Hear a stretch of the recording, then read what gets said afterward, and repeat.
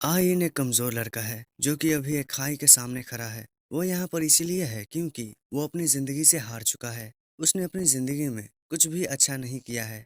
वो अपनी जिंदगी एक कचरे के जैसे जीता आया है। इसी पल ही आयन उसी खाई में खुद को गिरने देता है और गिरते वक्त वो ये सोच रहा है कि आखिर उसने जन्म ही क्यों लिया। क्या मेरे जीने का कोई मकसद था? मैंने अपनी जिंदगी में कुछ भी नहीं पाया। मेरी जिंदगी एक कचरे के जैसी रही है। बेशक ही मैं एक कचरे के जैसे ही अपनी जिंदगी जीता आया हूँ और अब मेरी मौत भी एक कचरे के जैसी ही हो रही है।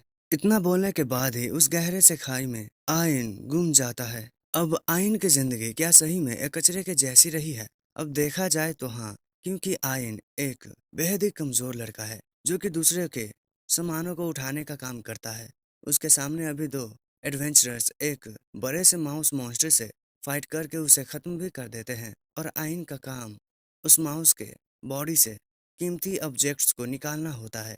दरअसल आइम एक अपेरेजल स्किल होल्डर है और उस माउस मॉन्स्टर के बॉडी से कीमती ऑब्जेक्ट निकालने के लिए आइन आगे बढ़ता है मगर वो गिर जाता है। इस पर वो दोनों ही उसका मजाक उड़ाते हैं ये बताते हुए कि आइन एक लो लेवल कॉमनर है एंड ये दोनों ही हाई कॉमनर है। इनमें से इस लड़के का नाम जॉयड है। फिर अपना काम करने के लिए आइन आगे बढ़ जाता है। आइन वहां बैठकर हमें ये बताता है लाइट गॉडेस इस दुनिया में पैदा होने से पहले हर एक बच्चे को ही एक काम सौंपती है और सभी बच्चों को स्किल्स दिया जाता है डार्क गॉडेस के द्वारा। ये स्किल्स इस दुनिया में सभी के ही काम को प्रोफेशंस को डिस्क्राइब करती है और एक स्किल एक पूरे लाइफ टाइम के लिए ही होता है। इस दुनिया में सभी ही जॉब्स को 3 रैंक में डिस्क्राइब किया गया है। सबसे रेयर क्लास है हाई कॉमन का। इस रैंक के स्किल्स होल्डर्स बहुत ही अमीर होते हैं और मर्चेंट एंड मिलिट्री स्ट्रेटेजिस्ट बनते हैं। मिडिल वन है हाई कॉमन रैंक। इस रैंक के लोग मेज एंड स्वॉर्ड्समैन बनते हैं। तीसरा है लो कॉमन रैंक। इसमें पर्सन्स फार्मर्स और अप्रेजर्स बनते हैं। किसी भी पर्सन को जॉब उसके फैमिली के द्वारा ही डिसाइड किया जाता है और मिलता है। मगर इयान के फैमिली बहुत जल्द ही गुजर गए थे। इसी वजह से ही वो अपने फैमिली से फैमिली ट्रेड को भी इनहेरिट नहीं कर पाया। इसीलिए ही उसे दूसरे रास्ते को अपनाना पड़ा जो कि एक अप्रेजर बनना था। अभी अपने स्किल का यूज करके इयान ये पता लगाता है कि इस जायंट रेड क्रॉप्स का रैंक एफ है और उसके तीत का रैंक डी है। इस तीत को निकालने लगता है इयान मगर उसे ये नहीं निकल रहा था। इसलिए ही वो जॉयड से मदद मांगता है। लेकिन जॉयड ये कहकर मना कर देता है कि मैं उस रैट को नहीं छूने वाला हूँ। मेज लड़की भी ये बताती है कि ये काम तो तुम्हारा है। इसके बाद ही जॉयड उठकर पहले यान को कुछ बातें सुनाता है और यान उसकी तरफ देख रहा था इसलिए ही उसे किक करके दूर करता है। लड़की ये बताती है हम तुम्हें सेफ रखने की कोशिश कर रहे हैं और तुम हमारे लिए इतना काम भी नहीं कर पा रहे हो। इस बात को सुनकर एआईन माफी मांगता है अपनी हरकतों के लिए। फिर आयन अपना काम करने लगता है। इस काम को देखकर लड़की बहुत ही हंसती है आयन पर। लड़का भी बताता है ये काम कितना ज्यादा बेकार है। इन बेकार कामों को आयन को करना पड़ता है क्योंकि यही उसका काम है। उसके लिए ये काम एक कचरे से एक और कचरा निकालने जैसा है। इसके बाद दोनों ही आगे बढ़ जाते हैं आयन का मजाक उड़ाकर यह कह कर कि इस बेकार काम को करने के लिए तुम ही परफेक्ट हो। आयन भी उन्हें कुछ भी नहीं कह पाता है क्योंकि इस दुनिया में सरवाइव करने के लिए उसे उनकी जरूरत है। उसे अपने इस काम की जरूरत है। इसके बाद आगे बढ़ते वक्त इन्हें एक और मॉन्स्टर का बॉडी मिलता है जो कि एक हेल हाउड मॉन्स्टर है। उस मॉन्स्टर से मटेरियल कलेक्ट करने को इयान को कहा जाता है। मगर तभी इयान बताता है कि तुम्हें नहीं लग रहा है कि ये थोड़ा सा अजीब है? गिल्ड के अकॉर्डिंग इसे इस डंजन में नहीं होना चाहिए था। इयान के इस बात को सुनकर जोइड उसे लात मारकर यह कहता है कि अपने इस काम को पूरा करो और इयान को अब इस काम को करना पड़ेगा। हेल हाउड मॉन्स्टर की मटेरियल काफी महंगे बिकते हैं इसीलिए ही ये दोनों ही काफी खुश हो रहे थे। हेलहाउड मॉन्स्टर सी रैंक का होता है और उसका मटेरियल बी रैंक का होता है। फिर आगे ही इन्हें एक और हेलहाउड कॉर्प्स दिखता है। उसे देखकर वो दो तो खुश हो जाते हैं मगर इयान काफी डर चुका है क्योंकि मैप में भी सिर्फ एक ही रास्ते का जिक्र था मगर यहाँ दो है। इसलिए ही इयान इन दोनों को यहाँ से अपने साथ बाहर जाने का कहता है। मगर जॉर्ड बताता है मैं तो नहीं जाने वाला हूँ और अगर तुम्हें जाना है तो तुम शौक से जा सकते हो मगर याद रखना तुम्हें पैसे नहीं मिलेंगे क्योंकि तुम अपने लीडर को डिसऑवे कर रहे हो। अब इस बात को सुनकर इयान मजबूर हो जाता है इनके साथ जाने के लिए क्योंकि इयान की एबिलिटी बहुत ही वीक है इसलिए उसे गिल्ड में कोई भी अपने साथ नहीं लेता है। और अगर जॉयड ने भी उसका साथ छोड़ दिया तो उसके खाने की भी बहुत ही मुश्किलें हो जाएंगी। इसीलिए इयान इस दुनिया को अनफेयर मानता है और केव में आगे आने के साथ ही इन्हें बहुत सारे हेलहाउड कॉर्प्स मिलते हैं, जिन्हें देखकर जॉयड और लड़की तो खुश हो जाती है, मगर इयान को बहुत ही अजीब लग रहा है। वो ये पूछता है, अगर इन हेलहाउड कॉर्प्स को किसी एडवेंचरर ने मारा है तो उन्होंने मटेरियल्स क्यों कलेक्ट नहीं किए हैं। इस बात को सुनते ही जॉयड गुस्सा होकर चिल्लाता है इयान पर, मगर इयान इशारा करता है कि इनके पीछे बहुत सारे हेलहाउड कॉर्प्स है। इससे इयान समझ जाता है कि इससे पहले जितने भी इन्हें कॉर्प्स मिले हैं वो एक दूसरे से लड़ाई करके मरे हुए थे। अब इतने सारे हेलहाउड कॉर्प्स को देखकर जोड एंड जोलिन भी डर जाते हैं। इन्होंने फैसला किया है कि इन्हें यहाँ से भागना पड़ेगा, मगर कैसे, ऐसा जोलिन पूछती है तो जोड बताता है, इयान पर पैरालाइज स्पेल कास्ट करो जोलिन। एंड जोलिन ऐसा करती भी है। सभी ही मॉन्स्टर को जोड बताता है कि ये तुम्हारा शिकार है। इतना कहकर वो दोनों ही यहाँ से भाग जाते हैं और उन्हें खुद को बचाने का इयान कहता है, और इसी पल ही सभी ही हेलहाउड कॉर्प्स इयान पर हमला कर देते हैं। अब उनके बाइट करने की वजह से पैरालाइज का इफेक्ट खत्म होने लगता है। मौके का फायदा उठाकर इयान एक स्टोन से अटैक करता है हेलहाउड कोर्स पर। फिर अपने बैग के एप्पल्स को वो नीचे फेंकता है। इसीलिए ही सभी ही हेलहाउड कॉर्प्स एप्पल खाने लगते हैं और मौके का फायदा उठाकर फिर से इयान भागने लगता है। कुछ देर तक ऐसे ही भागने के बाद वो देखता है कि एग्जिट को उन दोनों ने ब्लॉक कर दिया है। इसी वजह से ही इयान के पास अब रास्ता भी नहीं है भागने का। किसी तरह से वो आगे बढ़ता है तो वो एक डेड एंड के पास पहुंच जाता है, एक खाई के पास। अब इयान के पास दो रास्ते हैं, या तो वो हेलहाउड कॉर्प्स के पास जाए और अपनी जिंदगी को खत्म करे, या इस खाई से गिरकर अपनी जिंदगी को खत्म करे, यानी कि उसे किसी भी हाल में अपनी जिंदगी को खत्म करना ही पड़ेगा। आगे बढ़ते हुए इयान महसूस करता है कि उसने एक एडवेंचर बनना चुना इस दुनिया में जिंदा रहने के लिए, मगर हर पल ही जॉयड ने उसे अपने पैरों के नीचे गिराकर गुलाम महसूस करवाया, उसका फायदा उठाया और अंत में उसने इयान को धोखा भी दिया। और इयान कुछ भी नहीं कर पाया और कुछ भी कर भी नहीं सकता है, क्योंकि उसके पास कोई एबिलिटी ही नहीं है, बस एक अपेरेजल के अलावा। इयान महसूस ये भी करता है कि क्या वो सही में कुछ भी नहीं कर पाया अपनी एबिलिटी की वजह से, या फिर इस वजह से क्योंकि उसने कुछ और करने का ट्राई भी नहीं किया। लेकिन अब पछताने से कुछ भी नहीं हो सकता है, ये उसकी ही गलती है। ये मानकर इयान खुद को गिरने देता है, और गिरते वक्त इयान ये सोच रहा है, क्या उसके पैदा होने का कोई रीजन नहीं था। अंत आ चुका है और मैंने कुछ अचीव भी नहीं किया, तो क्या यही मेरा अंत है। मैंने अपनी जिंदगी एक कचरे के जैसी ही जी है, और मेरा अंत भी एक कचरे के जैसा ही हो रहा है। फिर नीचे इयान गिर जाता है, मगर वो अब एक नई जगह पर है जहाँ पर एक लड़की भी है। वो लड़की आगे बढ़ती है और इयान के पास आने के बाद उसके सर को पकड़ के उसे चूमती है। इसके बाद इयान की आंखें खुलती है। उसके सामने वही लड़की थी जो कि उसे परियों की कहानी की एक परी लग रही थी। अब इयान की पूरी तरह से आंखें खुलती है तो वो खुद को सही हालत में देखता है, वो भी जिंदा। उसके सामने एक बहुत ही बड़ा ट्री होता है जिससे पानी गिर रहा था। उस पानी पर अपैरस का यूज करके इयान को पता लगता है कि ये एस रैंक का है। इस ट्री पर भी अपैरस का यूज इयान करता है, और ये ट्री भी एस रैंक का है जिसका नाम यग्ड्रासिल है। ये एक ऐसा ट्री है जो कि इन्फिनाइट माना को क्रिएट करता है। ये ट्री एक समय पर रियल वर्ल्ड में भी था। ह्यूमन बॉडी माना को एब्जॉर्ब करती है और ये माना यही ट्री क्रिएट करता है। मगर एक समय पर आकर ये ट्री भी गायब हो गया, लेकिन माना नहीं खत्म हुआ। इसलिए ही बहुत से लोगों को लगा कि ये ट्री कहीं पर अब भी है, इसलिए ही खोज भी शुरू हुई, लेकिन किसी को भी उस ट्री का कोई निशान नहीं मिला। मगर ये ट्री आज इयान को मिला है जो कि एक डंजन के अंदर है। इयान को लगता है कि इसी ट्री ने उसकी जान बचाई है, इसलिए ही वो इस ट्री को थैंक यू कहता है। इसी पल ही वो किसी की आवाज़ें भी महसूस करता है, मगर वो खुद का वह मानता है उस आवाज़ को, क्योंकि यहाँ पर कोई भी नहीं है। अब कुछ देर बैठने के बाद, क्योंकि यहाँ पर खाना नहीं है, इसलिए ही इयान निकलने का फैसला करता है। जाने से पहले वो इस ट्री को एक और बार थैंक यू कहता है खुद की जान बचाने के लिए।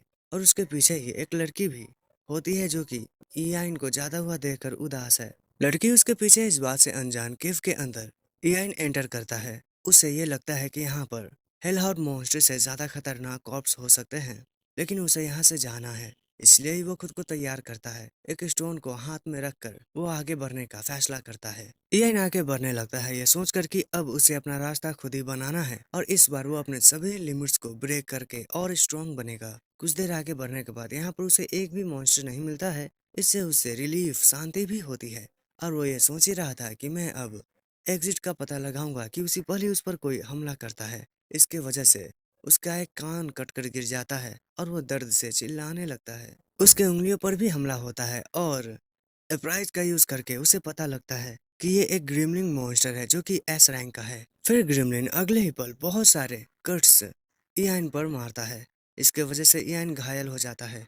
इयान को महसूस हो चुका है कि वो इससे नहीं लड़ सकता है, इसलिए ही वो भागने की कोशिश करता है और वो मॉन्स्टर हमला करने के लिए भी तैयार है, मगर कुछ होता नहीं है क्योंकि उसके पीछे उस मॉन्स्टर पे एक और मॉन्स्टर ने हमला किया है जो कि डेथ बियर है, वो भी एस रैंक का है।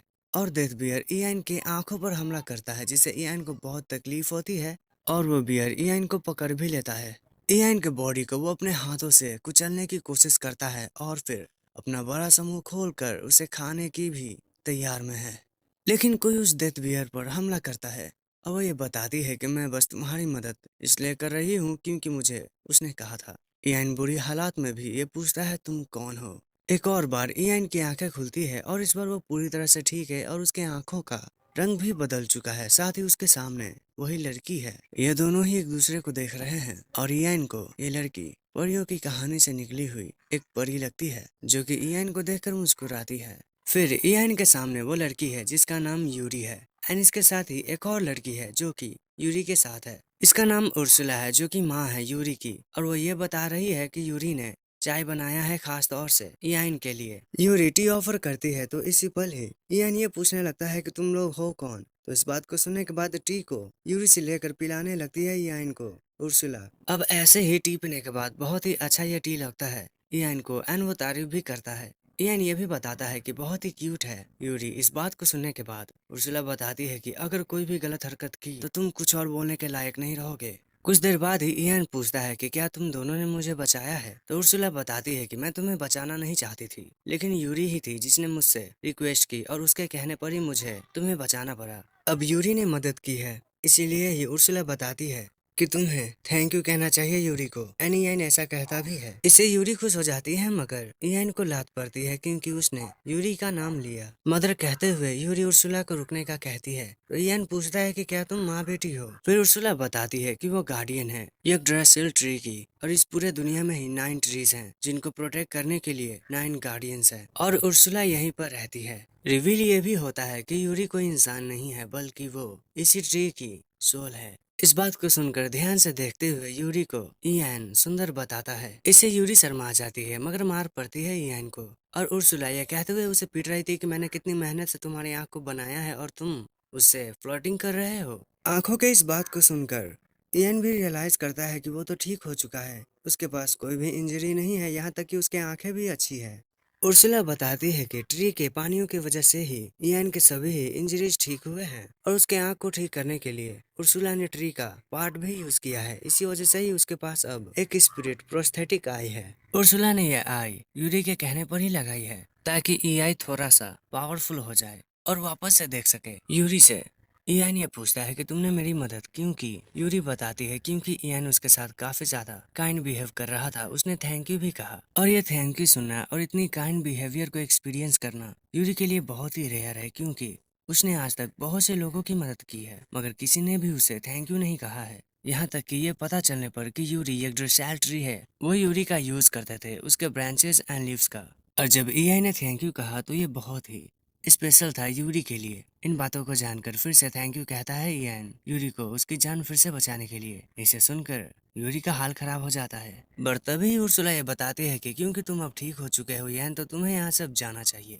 इस बात को सुनते ही उर्सुला को रोकने लगती है यूरी, ये बताते हुए कि बाहर तो बहुत ही खतरा है, मगर इससे उर्सुला को कोई फर्क नहीं पड़ता है। तो यूरी ये भी बताती है कि उसे मदद करनी पड़ेगी इयान की। यूरी के इस रिक्वेस्ट को सुनकर उर्सुला ये बताती है मैं तुम्हारा गार्डियन हूँ, इसी वजह से ही मैं तुमसे दूर नहीं जा सकती हूँ और डंजन में टेलीपोर्टेशन का भी यूज नहीं किया जा सकता है। इन बातों को जानकर यूरी बहुत ही उदास होकर रोने लगती है। अब यूरी को यूं रोता हुआ देखकर उसकी मदद करने के लिए ना चाहते हुए भी उर्सुला मान जाती है और वह इयान को बताती है कि मैं तुम्हें ट्रेन करूंगी, तुम्हें इतना स्ट्रांग बना दूंगी जिससे तुम इस डंजन को पार कर सको। इस बात को जानकर यूरी खुश होकर उसे गले से लगाती है। इयान ये महसूस करके कि वो अब यहाँ से जा सकता है, वो भी जिंदा, वो खुश होकर थैंक यू बोलते हुए इन्हें गले से लगाता है। उर्सुला उसे दूर करके बताता ही है कि ये ट्रेनिंग इजी नहीं होने वाली है तो इसके लिए तैयार रहो। इयान थैंक यू कहता है ये बताते हुए कि मैं पूरी कोशिश करूंगा।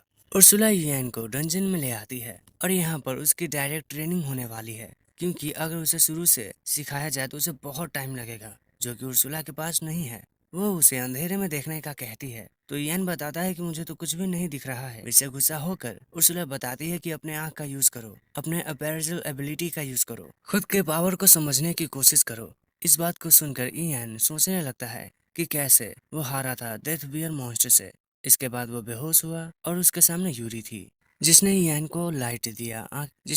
को आंखें दी, लाइट दिया। इन बातों को महसूस करके उसे अपनी आंखें गर्म लगती है और आंखें खोलने पर उसके सामने उजाला होता है। इसी पल ही उर्सुला एक मॉन्स्टर को जगा देती है। इसे इयान डर जाता है क्योंकि उसे ये लग रहा था कि वो ग्रिफलिन से नहीं जीत सकता है। मगर उर्सुला कहती है कि तुम्हारे पास जो अप्रेजल की एबिलिटी है वो नॉर्मल से स्पेशल है, उसका यूज करो। इस बात को सुनकर इयान जब यूज करता है तो वह अब ग्रिफलिन के मूवमेंट्स को देख पा रहा है।